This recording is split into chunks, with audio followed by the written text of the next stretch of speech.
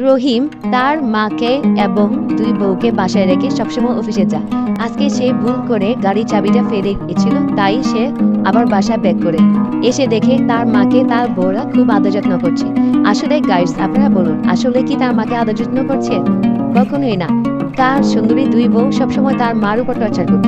যখনই সে একটু বুঝতে পেরেছে যে তার মা কষ্ট পাচ্ছে, সে বলল, জানতে চাইলো মা কি হয়েছে। তখন ওরা তার মাকে ভয় দেখিয়ে বলল যেন বলে ঠিক আছে। তখন মা বলল যে আমি ঠিক আছি।